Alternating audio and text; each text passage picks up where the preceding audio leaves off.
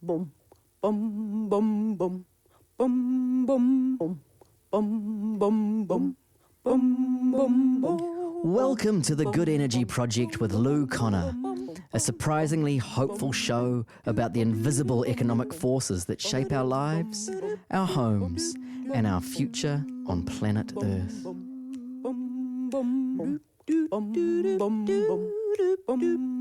Kia ora, and welcome to the Good Energy Project. It's the depth of winter here in Aotearoa, and I've just been on a winter retreat.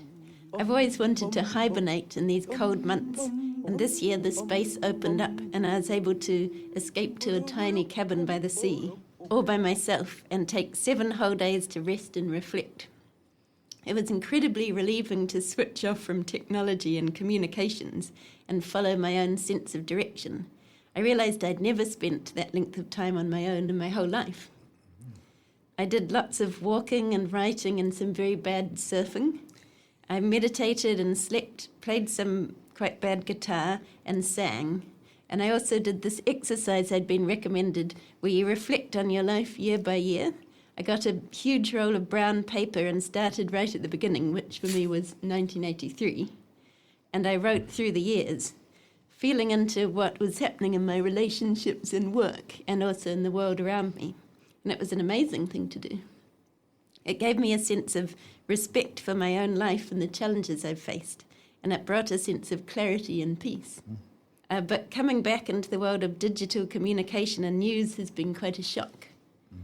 In my last interview, I talked to my mentor and friend Pip Ranby about the industrial scale forces that interrupt our relationships with our bodies and our sense of self, especially as women. Since coming back from my retreat, I've felt the full intensity of these forces. There's so many terrible things happening and so many demands on our attention and care. I find it kind of amazing that we achieve anything at all when we're being constantly bombarded like this. But somehow magic still happens. Today my guest is someone who's made a lifelong study of creating spaces of possibility and growth within the chaos of these industrial scale forces. His name is David Hanna. He's the director of Wesley Community Action, a creative change organisation that works with communities in whānau across the Wellington region. Their philosophy is that real change happens when it's led by the people most affected, and all their initiatives are led by local people. I've invited David for this conversation on the suggestion of Makarita Makapelu, who I interviewed a couple of months ago. Te Hiko Centre for Community Innovation, which Makarita leads, is held by Wesley Community Action, so they're colleagues. I asked her if there was anyone she admires that she'd suggest I interview, and she suggested David. So here we are. David's background is in youth work. He started his career working for the Methodist Church as their National Youth Director. He spent years working for central government on youth issues and then ran his own consultancy before starting his current role at Wesley Community Action. David and I had a chat the other day to prepare for this conversation, and there were so many topics that I feel incredibly excited to talk about. One of them is trauma. David talked about the common myth that if you have money and privilege, then you're okay, and that trauma is what other people have, less fortunate people, and they need to be helped. And he spoke about the damage this idea does, how our entire society is founded on the trauma of colonization, and if we don't acknowledge and heal the trauma within ourselves and our families, then we unknowingly perpetuate the problems we're striving to fix. Another exciting topic was how real change happens when you create a safe, loving space where people can solve their own problems. Over the last few years, as I've been learning about our environmental crises and the economic causes, I've found it easy to lose all sense of hope. The problems are so massive and widespread, but there's something very hopeful about David's work and perspective. He refers to a quote from the late Nobel Prize winner Ilya Prigozhin, which says, "When a system is far from equilibrium, small islands of coherence in a sea of chaos have the capacity to lift the entire system to a higher order." I love this idea. It reminds me of a concept I've been pondering, which I call wildlife sanctuaries. cultural spaces which offer humans enough shelter from industrial-scale forces so that we can retrieve our instincts to heal, connect, and create. Rather than trying to shift the whole system, Wesley Community Action is focusing on creating small, warm spaces where communities feel safe enough to come together and address the issues that affect them most. They come from an understanding that whānau are the experts of their own lives. And with this support, ordinary people are able to create islands of coherence, of vitality, health, and success, despite the most challenging contexts. So I'm super excited to have you here, David. Welcome. Thank you, Lou. It's lovely to be here. And I love that idea of the wild spaces. Wildlife sanctuaries. I think we're going to create a little one now. So I love cool. that idea. Yeah. We can make sure that the guardians are standing around our space, keeping out the industrial forces. Yeah. Yeah. Well, maybe I'll start with the question I often start with, which is, where did you grow up? And do you remember what absorbed your energy when you were a child? I mean, it's interesting. I'm approaching my sort of mid-60s, and it's only in the last few years, I think when my father passed about 5 years ago, when I've done some more intentional reflection about my childhood, it sort of surfaces. It's interesting. I grew up in Tawa, which I tend to call a suburb of Pururua, but it made the decision to link with Wellington. And when I was there, it was your sort of archetypal middle-class Pākehā suburbia. It ticked all the boxes of being a sort of a stable, good suburb. And at one level it was, and I was part of a beautiful family, a family that we would call a nuclear family, which, as I think I said to you, what an interesting term. Because nuclear. It's a nuclear family, because I had a mum and dad and an older sister, and we had stability, we had social connection, we had all the things that in the 60s and 70s we would aspire to as a good life. And it was, and at the same time I have an awareness of some of what my growing up in Tawa, what wasn't talked about, what wasn't revealed, what was surfaced, was sort of covered over. And that's been surfacing recently. Yeah. And what's that? Well, it's sort of, it's hard to language or to find the terms for it. In a historical context, I'd only just sort of realised I was born 62, so that wasn't long after World War II, 14 years after World War II. And World War II, a Great Depression, World War I, pandemics. I realised in my family system, those massive upheavals profoundly impacted my ancestors, my grandparents and my great-grandparents. So come the 60s, there was this desire to just progress and get ahead and that dream. And so all of that was just pushed down. All of the trouble all from the past. Trauma, all that mamai and that. So we developed ways which became lifestyle and culture to protect us from all that. From feeling it? From feeling it, from surfacing it, from them being able to heal from it. What kind of ways did you... What are the protective sort of... I think, one at a broad level was like these things like have a successful life is material possessions, have a house, have a good car, upgrade, consumerism, strive, grow, develop. Right, so sort of gather all these material things of success around you. Yeah, all these markers of a good life, and the TV sitcoms I watched, that the message in my schooling system was about a good life, was good education, good material, and that. And of course, there's a part of that's true. We do need good shelter and access to food. However, I think there was also more wrapped up in that package. Yeah. There was things not talked about. Yeah, like all that. Pain. The pain, and therefore, how do I deal with the full spectrum of my emotions, the discomfort, the dis-ease, the depression, the doubt. That wasn't talked about. In Tawa was an amazing, I think, archetypal community because it was actually between these two institutions. And it's two institutions that the people in Tawa we never talked about. Oh, what are they? One was Pururu Mental Hospital, which used to be a mental asylum, and the other one was Arahata, a woman's prison. So you had a prison at one end and a mental hospital at the other.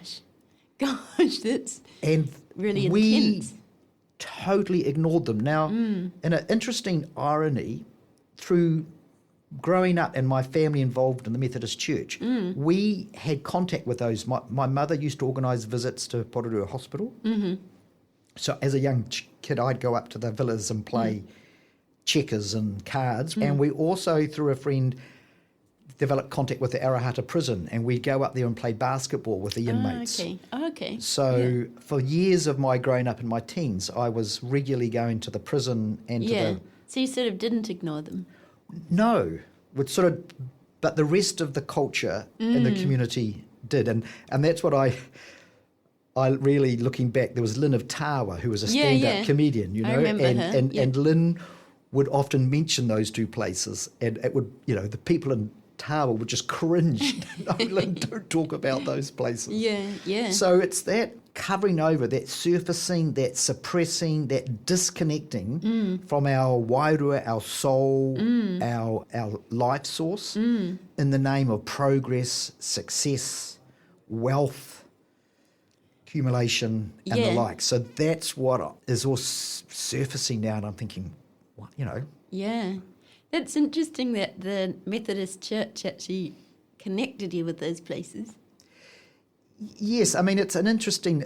All institutions have their sort of contradictions. So there's a strand, I think, of Methodism, which was part of my whakapapa cultural upbringing, which was around social justice and awareness of those on the margins and that social conscience. At the same time, it also embedded those dominant values as well. So you have those together. But I'm appreciative of that sort of social justice narrative that shaped my... Do you remember what you were into when you were little? Like, what did you love doing? Sports. And the big thing of growing up was being in the in-group and being socially the same or fitting in. Yeah. Social clubs, you know, tennis clubs and that. Yeah, it was... I mean, you know, deep down in my memory, I often had sensations of seeing things or experiencing things differently, but never having the language or knowing how to actually voice that. So that quickly got... Do you remember some of those early inklings? Like what? I mean, you'd almost call them like... I guess I defined them as nightmares. Ah, that's interesting. Yeah. But I think that's just because I didn't have the language about what they were. And... yeah, it wasn't till my sort of later high school years that I sort of more critically reflect on the system that I was in schools and that. I remember having a debate with the then principal of Tawa College, Eric Flores, and he was a very classic old school, you know, educator. And he said to me, you know, at that time, 50% of students had to fail school certificate, and it was scaled. So you had a national exam, and it was scaled. So every year, 50% passed and 50% failed. That's so rude. And it's just, and he would say to me, the main goal of Tawa College was academic achievement, and I would say to him, but 50% have to fail. Why would you have your main goal something that's got failure built into it? And he says, oh, but we want to get higher than 50%. We want to get up to 60 or 70%. And it just struck me as incredibly dumb. So anyway, I took them on. Yeah. Do you remember when you first came across money and what impression that made on you? I think part of my sort of privileged upbringing was generally we didn't want, you know. My dad joined the bank when he was about a 19-year-old. and he retired from the same institution. So he had all his life. He worked for the bank. Worked the bank the whole time. So we had financial stability in that sense. My parents were also products of the Depression. So I remember him always saying, you want that, but do you really need that? Yeah, okay. So there was always these attitudes of thrift and restraint around money and saving. And I do remember in my Methodist upbringing, some of the quotes from the founder of the Methodist Church, John Wesley, who said, earn all you can, save all you can, give all you can. Oh, yeah. So that's, I guess that ethos was sort of imprinted, those attitudes towards money, which there's some good stuff in there and there's some sort of baggage in there as well. Yeah. So how did you get into youth work? Well, again, that was through my faith community, the Methodist Church. So I was a youth leader in the local youth group.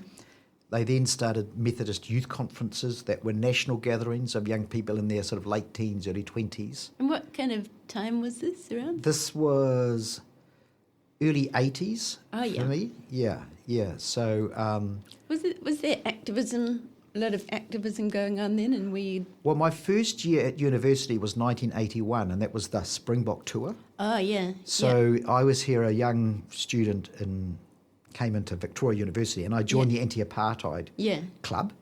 And so during that Springbok tour, I was sort of radicalised, if you like, twice a week out protesting. Yeah. So yes, there was that, and the beginning of the Springbok tour was about apartheid in South Africa, and by the end of it, the focus had shifted to include domestic racism and our own history around the treaty. So through that process, I then got involved in the early anti-racism, Treaty of Waitangi, Project Waitangi movements of the early 80s. Was the Methodist Church really involved with that? Yes, it was. In the early 80s, the Methodist Church had a power sharing seminar, which was equal numbers of the Te Taha Māori, the Māori part of the church, and the leadership of the, if you like, the Tauiwi, which was that stage mostly Pākehā part of the church. And they had about a 4 or 5 day wānanga together, which was quite a hard, painful thing where they actually had to wrestle with their colonial history. Right, yeah. And they made a decision at the end of that to become a bicultural. So that set in train power sharing dynamics. So in Methodism, it's always been about the power dynamics. So my role I'm in now in the Methodist Church at Wesley Community Action, I'm appointed by what's called a 4+4. So 4 from the Māori part of the church and 4 from the Tauiwi interview me and have to agree on my appointment. And all decisions in the church, tangata whenua and Tauiwi. It sounds like the Methodist Church was kind of a leader in that area. I think back then that it was a leader, yes. There's some challenges as we go on, even though we make those significant shifts. You've got to maintain the momentum. There's always the risk that you sort of institutionalise those, but the spark isn't there. So I think there's always challenges we need to be working at to sort of undo that colonial legacy and be more generative and creative. So. Yeah, I'm really interested in the role of spirituality in social change and systems change. I guess my sense is that the crises and the troubles are so overwhelming that we need to be able to draw on something bigger and some kind of support in that way. But yeah, it seems like the old structures don't quite fit. No, I really share that, Lou. The culture, the assumptions, the lifestyle that I grew up in from the 60s now to, the 2020s, they're not fit for purpose. Something's happening, and we've got this polarisation, we've got all this stuff surfacing around that. And my hunch is that a part of that is the colonial assumption, which tends to see the world in a binary view, black and white, and that's what's being shaken. And so therefore in spirituality we talk about secular and Yeah. spiritual. So we've Yeah. created this binary. Yeah. So we have these discussions in groups like people like me about Yeah. what's the role of spirituality Yeah, and activism, yeah. which when you listen to that, it's so- such a sort of silly. disconnected, it's such a silly. I mean, I think Yeah. the vast majority of humans historically on Earth or currently alive would never make that separation. Yeah, and it strikes me that we all have a sense of something. I don't even like the word spirituality, and it brings up all these connotations. And yet, what I'm trying to get to is a quality that I feel like everyone gets. You could call it warmth or love, but One of the things I'm finding supportive in this journey, because I'm on a very similar journey, Lou, and I'm dipping into, is there's some writings and some teachings on the Jesus story. So I'm raised in the Christian tradition of Yeah. the Aramaic, of the Aramaic Jesus. yeah, So it goes yeah. back to the indigenous yeah, understanding and language. So Jesus spoke in Aramaic, and Yeah. there is a little bit of text that's the Dead Sea Scrolls were in Aramaic, and some really insightful people have translated from Aramaic directly into English. Because what I was brought up with in the Bible was probably about 5 or 6 translations, Greek, Roman, Old English, and every translation other worldviews were brought in, largely patriarchal, empire, colonial. And when you go back to the Aramaic, and if you like, look at that person, Jesus, and his teaching with an indigenous Middle Eastern perspective, yeah, it is so beautiful. Like the word spirit is ruha, which is breath, yeah. is breath. Oh, that's amazing, yeah. The word, the Lord's Prayer, Our Father in Heaven, in Aramaic, it's Abawum. And the best translation into English of Abawum is the eternal birthing cosmos. Wow, that's so cool. So, Yeah, you just strip away the sort of all the crap that's been stuck Yeah. on it. So I have a little bit of dabbling or reading in that, but the little bit I read, it just resonates. Oh, yeah. Last month I interviewed my mentor and friend who's Pip Ramby, and she convenes circle gatherings around some of those teachings. And this morning, if I hadn't been here, I was going to be at a Mary Magdalene, which there's some of those original teachings around Mary Magdalene and her as a teacher alongside Jesus. I found it like amazing that there's also this feminine side that hasn't come across through the Christian tradition. Yeah, so I think there's a whole lot within my whakapapa tradition that can be reclaimed. And like you say, have all the stuff that's caked on the outside, that's hidden it, that's suppressed it. That in this time, that can be, come through again and still, it's still there. And it still has that It's still life. it's still got that Māori in that. And so, Because I think you said the other day that your children went through kohanga reo. Yeah, my children did all their primary school in full immersion. So they're adult children now. So, I mean, for my partner and I, who were both very involved in the sort of anti-racism treaty, that just seemed to be an obvious choice. Why wouldn't we, if we're going to have a family, try and raise bilingual and, raise children respectful of Indigenous tikanga and reo and that. So that was, that's been an amazing experience, and there's layers of things to unlearn and relearn in that. It's not just as simple as going and learning the language. There's also a deeper understanding about one's cultural identity. And how you relate to that Yeah, as Pākehā. particularly if we have a very binary view, which is, I think we're beginning to untangle a bit. And I like the metaphor. Someone's talked about a braided stream, or our ancestry is a braided river. And so, those images of the Waimakariri and those big rivers in the Rakaia on the Canterbury Plains, that metaphor is, Yeah. So how did, because We talked a little bit about trauma the other day, and you sent me some articles about the importance of acknowledging trauma when you're doing social change work. Yes.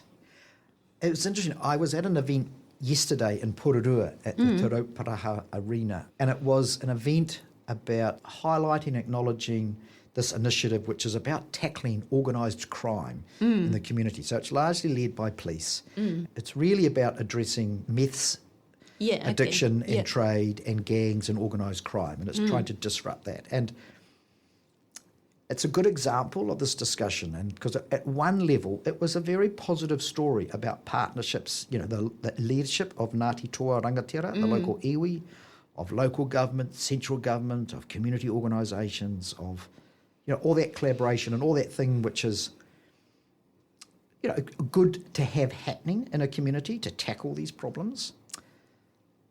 When I reflected afterwards, it's also about what isn't the conversation that isn't held in those forums, at what we don't voice. And I mean, the word trauma and healing was never really discussed at all in that.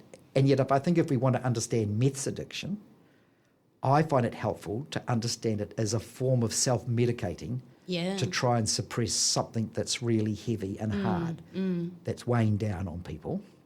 That's one way, a frame, it's maybe not the only frame.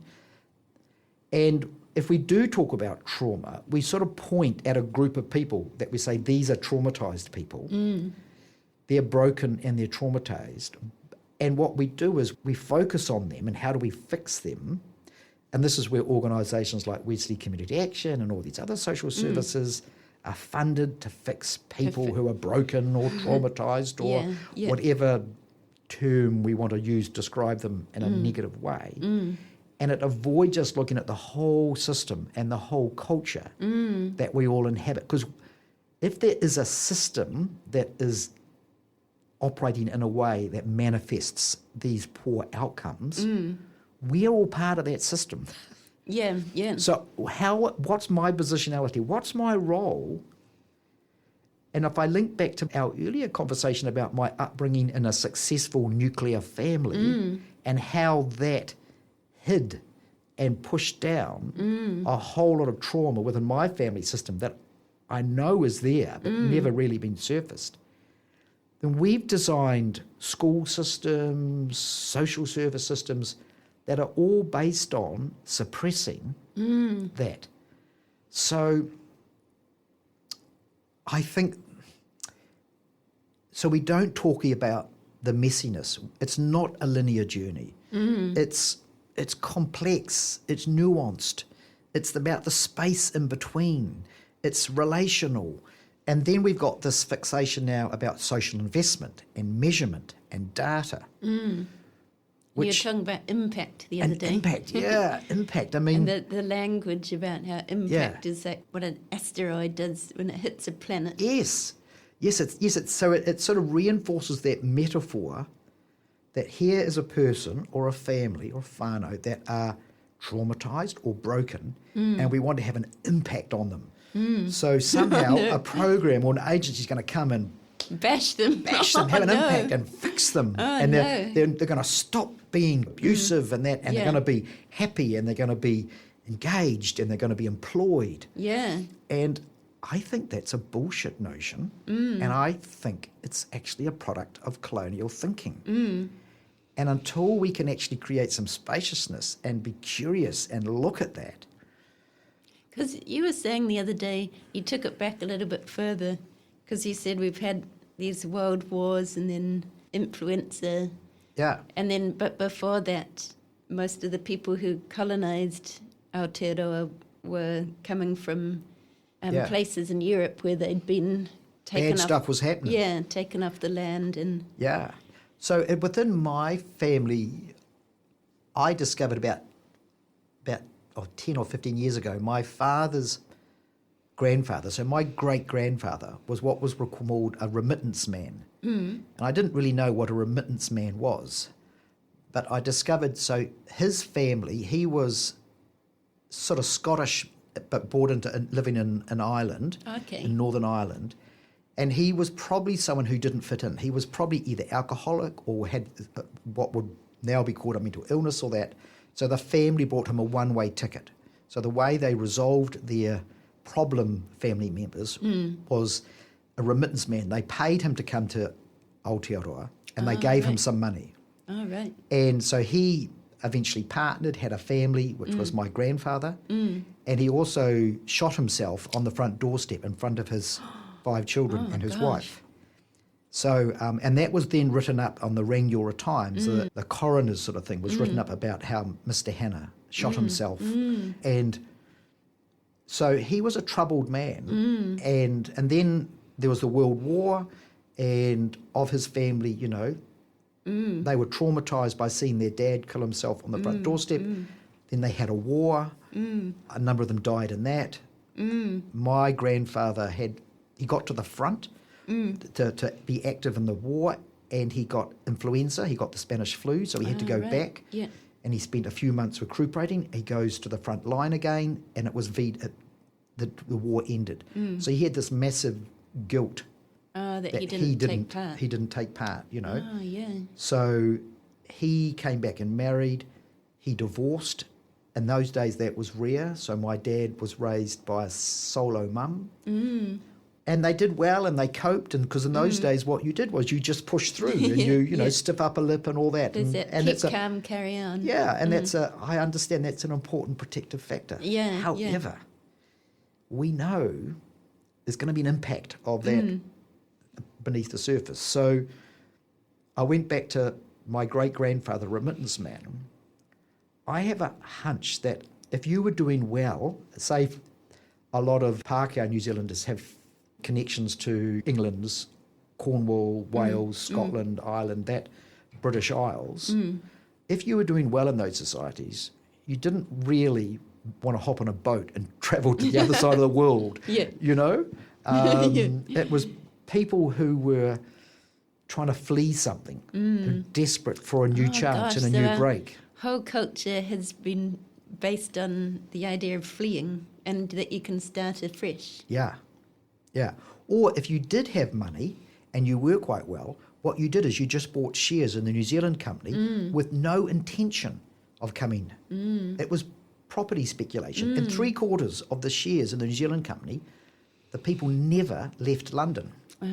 So the New Zealand economy was built on property speculation. Yeah, it's not a new...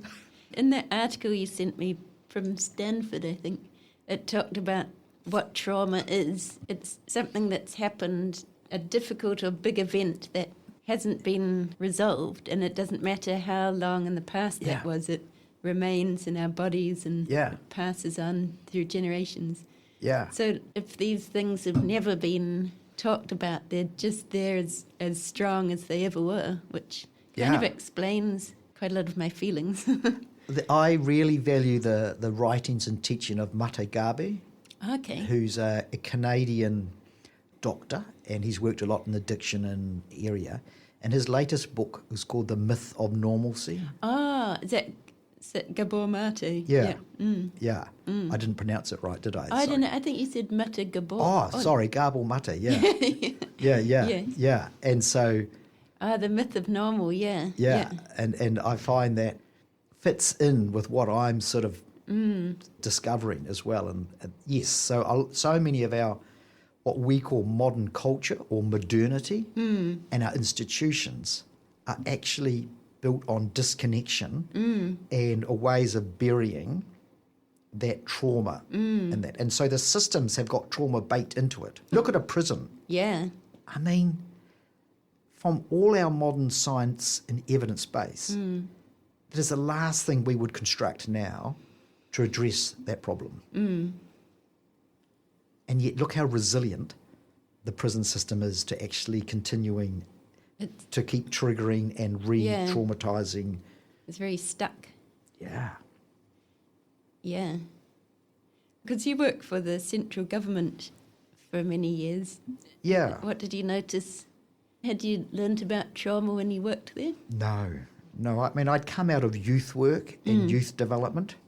So I guess my major lens was sort of like a development lens. And if I simply sort of unpack development development's about learning, and it's about the natural process of unfolding, human development. Biologically, evolutionary, we have this way that we humans have, over the years, developed that, in the sense of context of nature, is the most healthy way and balanced way. So I had this focus on the positive development of young people. And it was interesting because government is concerned about young people when there are problems. So all the policy, you only have social policy if you have youth unemployment, youth suicide, teen pregnancy, youth addiction. So I led the development of what was called the Youth Development Strategy Aotearoa to try and flip the script to saying, let's also have an understanding about what needs to happen to create the best conditions for young people to grow as we are meant to grow. And it didn't land within government because it was sort of like lost in translation. Was it too spread across different areas? Yes, because, every government department is mostly focused around fixing a problem, except the education, the Ministry of Education. If you like, that's the sort of big investment we make in the creative developmental potential of humans, trapped in a bit of an industrial model of education. Yes. So I worked in the Ministry of Youth Affairs. That was a new agency. It was one of the last things of the Labour government, of the Helen Clark Labour government. And that was this little space that was sort of a small government agency that had this focus on the whole young person. And so the rest of the bureaucracy, the Department of Labour and was focused on bits of a young person, particularly their problem bits. So it was a really good learning space for me to try and make sense of understand the logic of the central government system, what it was trying to do, and then also trying to understand how would one shift that or nudge it in a different direction. You talked about how the whole system has kind of developed in a traumatised way. What is it about it? What are the signs of that? At one level, the signs, it's really hard to see them, and yet at the same time, they're in absolutely broad daylight. They're staring us in the face, but it's sort of like we don't have the awareness, the bandwidth to notice it. I think going back to what I said earlier about the binary view, there's good and bad. Just like school certificate, back in my time at school, 50% had to fail. We still have that mindset, who are the baddies? Who are the people who are doing poorly that we need to fix? And so then we create this process of othering. So we talk about targeting them, defining them, and then we design interventions to have impact. So all that language, all those assumptions are built on, I would think, a traumatised response to a living system. Very little in our language. If you look at government speak and policies, is there an understanding that we live in this wonderful web of relationships that are complex and changing and diverse, and if you're a politician that talk like that, you'd just be laughed at, So we have to have political leaders and political parties that say, we'll go fix the problem. It's A, B and C, and vote for us. We'll do this. And we point to people who are to blame. So the left point to the billionaires and the right talk to the, dole bludgers. So we have this innate... But there's not much relationship building. No, and we're all part of the one system. We're all connected. We're all, I was really interested the other day. You talked about how you organised a weekend for the Wesley team and the Mongrel Mob to just come together and spend some time. Yeah. How did that go? Well, I through a mutual friend, I had a meeting with who was then, he's passed now, Roy Dunn, who was the president of the Rogue chapter of the Mongrel Mob.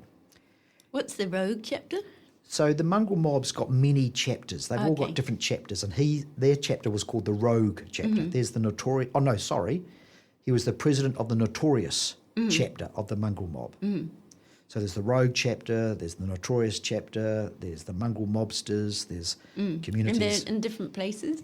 Some are geographical and some are spread okay. out. Oh, okay, yeah. So in Pororua, there's 22 chapters Oh, wow. of the Mongrel Mob. Okay. So we met with the notorious chapter. I met with the president, and I just really warmed to the guy. He was a beautiful person. He had a hard life, to put it simply. And I just got a sense of he was wanting, as a leader, he wanted to take his community in a different direction to what he'd been, which was hard. And I just said, well, your group should get together with our group. We should, have a bit of a conversation. It was sort of a naive, and he said, and he just said, yeah, okay, let's do it, Dave. Yeah, so we booked. We decided we'd do it. They were mostly based in Auckland, and we were in Wellington. Oh, okay. So we said, well, midway we'll meet in Turangi. Yeah. In neutral space. Yeah. So we booked out a backpackers, or half a backpackers, this lodge there in Turangi. And we spent this weekend of about, there were 30 of them and 20 or so of us. And it was transformational. A lot of awkward spaces. Yeah. A lot of each How of did us it begin? with some awkward space. Okay. I mean, initially they told their story and we told our story. And then as we just sort of warmed up and it sort of softened, and I never forget, because we were having our lunch, it was the backpackers, so there were also other young tourist backpackers there as well. And I was sitting at the table with a sort of a senior member of the Mongrel Mob and his partner, and I was there, and there were these two German young women sitting there, and they were saying, oh, so you're gangsters. And it was, when I look back, it was bizarre. Yeah. However, it was transformational. Because what happened? Well, I think for certainly the group from Wesley Community Action, we came away and thought, we have got far more in common about what our aspirations are for our children and for our family than what we've got different. And yes, they've had a different background and lifestyle, but why wouldn't we help each other? So there's a sense of we've got a shared vision. That's amazing. And so we did. Then after that, we organised a family camp for our whole. This wasn't a family event, so we organised a family camp. And I had the police trying to close that down. Really? So it was your family, the Wesley community's families, and notorious chapter families. Yeah. Oh, cool. And we had it out at the campsite in the back of Wainua Mata. Oh, yeah. And we had high ropes course and kayaks, and we just had some rules. I mean, no drugs there, no alcohol. But this is, activities, and it was a very powerful weekend, and we all enjoyed it. But beforehand, I had the area police commander ring me to say, you can't do it. Oh, wow. You've got to cancel it. There's going to be violence, etc. And I was really nervous. I was thinking, oh my goodness, what am I doing? Is this too risky? But I then would talk to my groups of people, because I was a bit naive in this area. The people I built this connection with within the leadership of this club, the Notorious Chapter, and they would say, yeah, Dave, this is our everyday. We're used to this. We get this a lot, Oh, yeah, they're always they're totally getting the police. They're getting surveillance and getting, So anyway, we went ahead and did it. And it was, again, that was another really powerful. And how did the kids get on? They loved it. Cool. Oh, cool. My kids were there, and they were doing the high ropes course, and it was interesting. The instructor on the high ropes course said he has never had a group of young people, particularly from the Mongrel Mob whānau, who, when it came to doing the high ropes thing, just had absolutely very low fear. Oh, wow. They would just totally jump out and grab the rope. They just he said, wow. It's like a superpower. Yeah.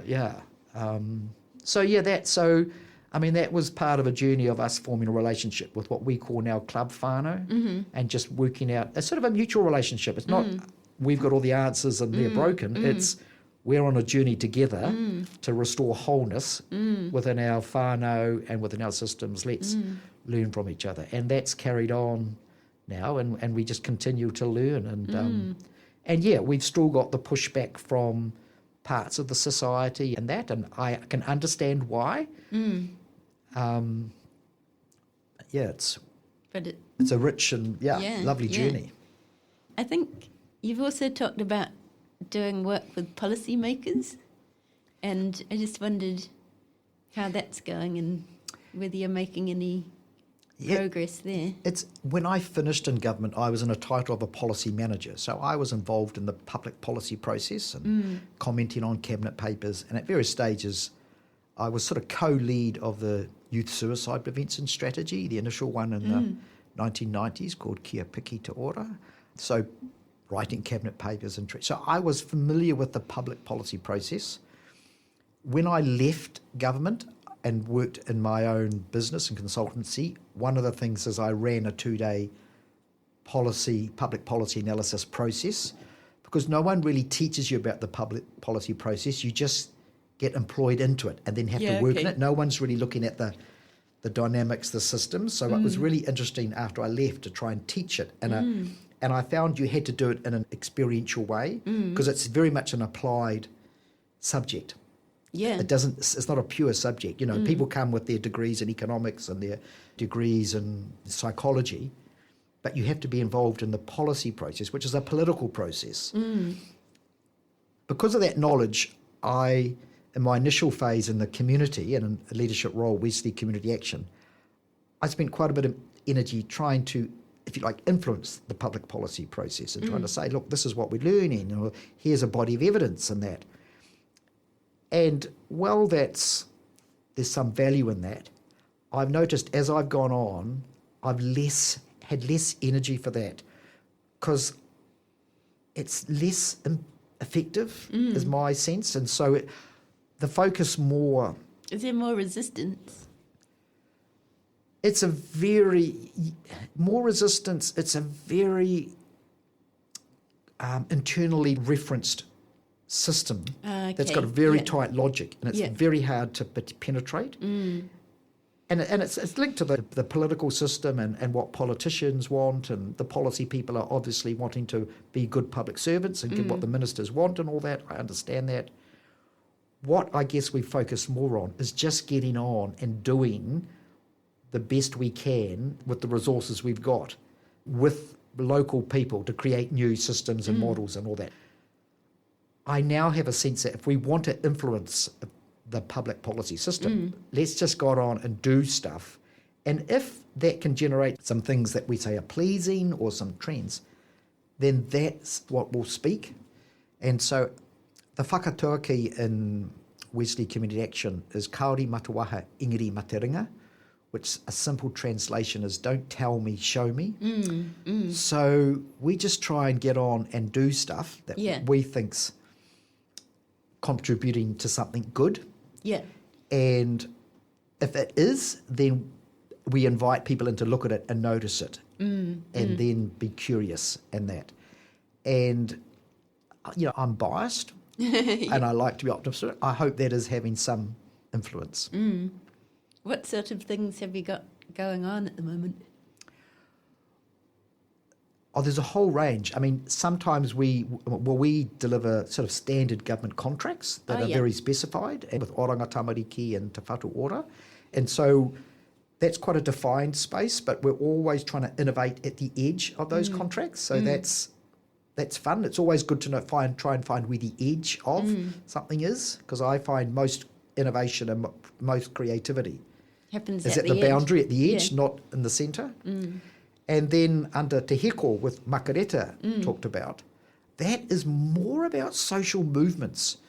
So we talk about ourselves as often just providing that backbone or some of that stable infrastructure that has a presence that enables initiatives that can go and explore and create something. And so that's a model. So it's not exactly Wesley doing it. A lot of these things are happening. It's not labelled as us. We're in the background. Helping to provide some support, awhi. Sometimes it's we try and do fund, we try and access resources. But the actual governance and direction and all that is led by the people. I mean, one is NZ People, which is a grassroots movement that responds to meth addiction. And that's now grown throughout the North Island and the South Island. And it's a beautiful, locally supported safe space for people impacted by meth addiction to gain support and to, create positive pathways out of that. So that's cool. And does your work give you hope? Do you have any hope for our future, especially in Aotearoa, but also just in the world? At different times, it varies, but generally I'd say yes, it does. I find if I used sort of a class language, I find that a lot of the people we work alongside in Wesley Community Action would fit the definition of like working class. And I find there's no bullshit, no nonsense. Just what it is what it is, and it just happens. And I find that refreshing and energising, and shit happens. Yeah. Of all the things that I'm aware of within my family system, with the trauma baked in the system, and the wanting to do the right thing, and wanting to be politically correct, and not wanting to offend people, but at the same time want to save money because we've got grandchildren, and we get into this bind and stuckness. And so that space I find is less helpful than people that just get on and do shit. Yeah, it would be nice to hear more of those stories and to connect more. Because I find I get hopeless in my middle class environment, and I'd love to just be able to connect more, have more conversations with people who are different. That's one of the things that we're really quite keen to foster in Wesley Community Action, is conversations across the beautiful spectrum of our communities. That's what the meeting with the Notorious chapter, the Mongrel Mob, was. But at the same time, we initiated Just Change, which was for people with some surplus money, some disposable income, who want to support a charity, a safe space for them to do that, but also have conversations and co-learning with people in grassroots communities doing the change. So, we're learning and trying to facilitate that. Yeah, I really like the sound of that. That learning. So and then what we discover, it's less about giving money, and it's all more about learning together. Yeah.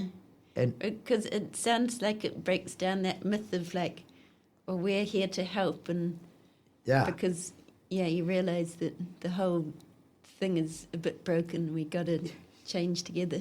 Yes, and the biggest barrier to change is the people who've got power and money thinking they don't need to change, and the problem's that group over there. Yeah. And as long as we maintain that mindset, we're going to be stuck. And you ran a series called Looking Up the Microscope, was it? Yeah, that was a sort of a study series of about 4 studies for people like myself who have university educated and got the privilege that goes with that, to look.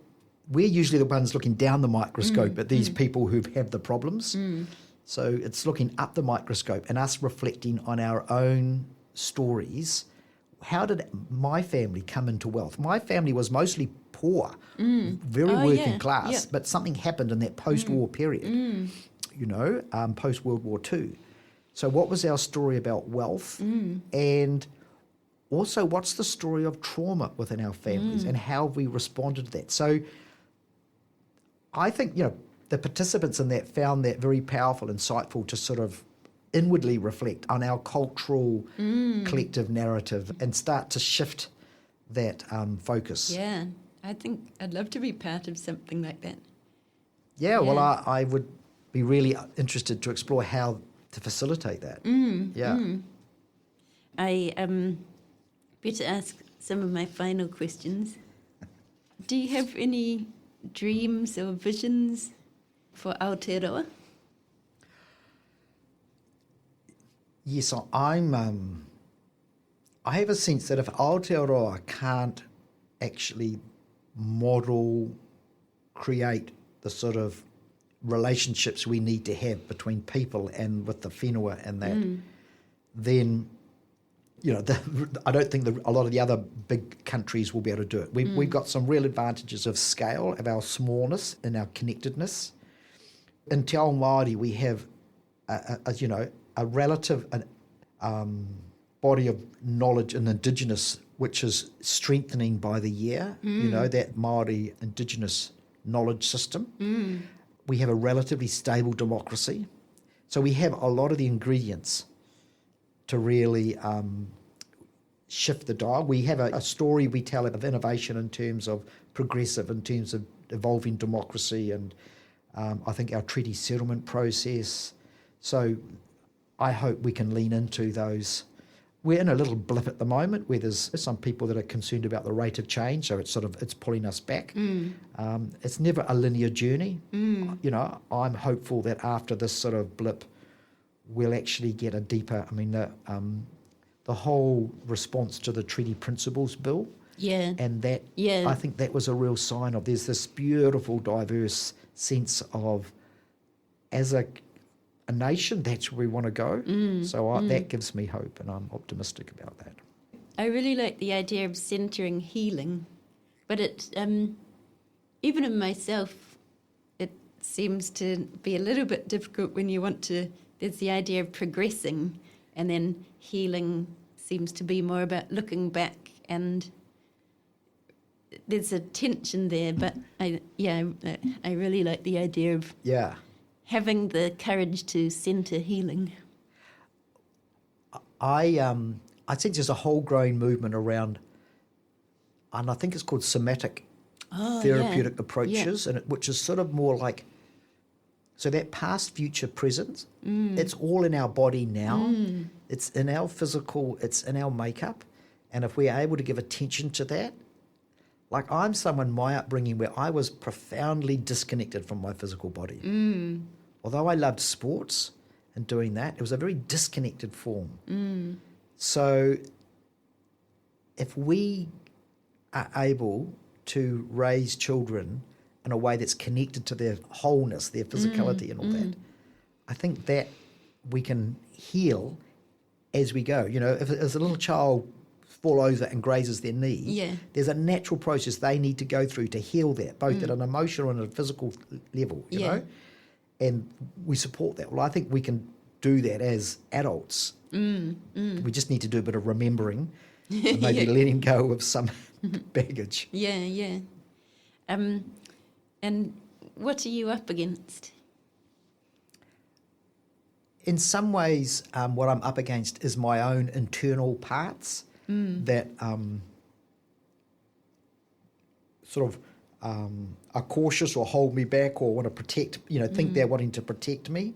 And you're obviously not too strong when you organise that weekend camp with the Mongrel Mob. That's true, but when you tell the story some years afterwards, it sounds all sort of courageous and noble and all that. And what it tends to mask is the total extent that I was a nervous wreck and shit myself through that process. So at times I didn't feel brave or courageous. I had massive self-doubt.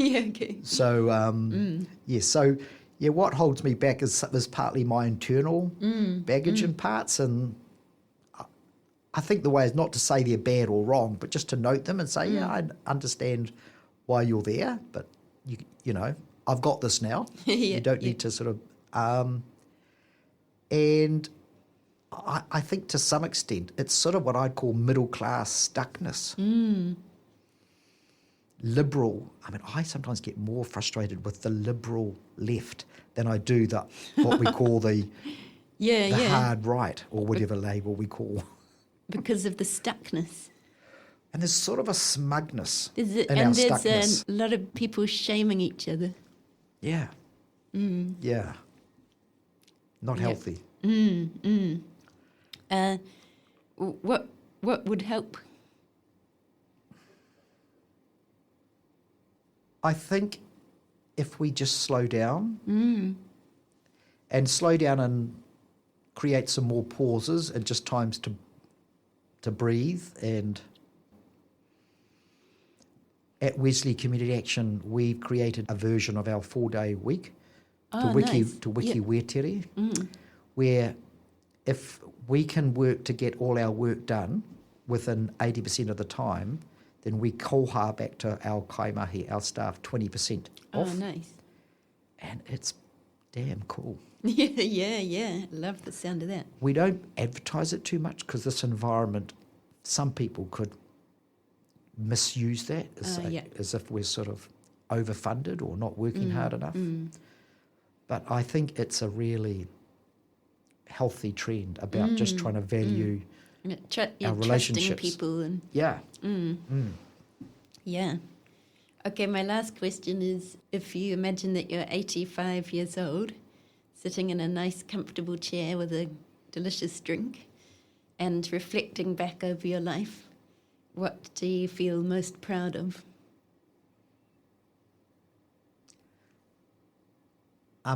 One, it's about my kin relationships, that my grandchildren, my children, and all their networks and social feel in a good space to actually contribute and live in all the ups and downs and negotiating life. That so as a grandfather, I've created a space for that to happen and support that. And then the same ripples out as someone who's in a leadership role in what is a hierarchical organisation, because that's how they're mostly structured. That people who've been a part of that organisation, their experience of that has actually widened, broadened, deepened their sense of who they are and how they can contribute. Cool. That sounds great. Do you have anything else to add? No, it's been a lovely flowing conversation. Yeah. I could talk for hours, Yeah, Lou, me so too. it's lovely. Probably gone a little bit over, but Yeah. thanks so much. It's been really wonderful. It's been a pleasure. Yeah. Yeah. Thanks so much for listening to the Good Energy podcast. If you enjoyed this conversation and want to hear more, you can subscribe at thegoodenergyproject.substack.com or wherever you get your podcasts. And if you'd like to support the show and help keep it going, you can become a paid subscriber on Substack. No pressure at all. Just knowing you're out there listening means heaps to me. Take care and see you next time.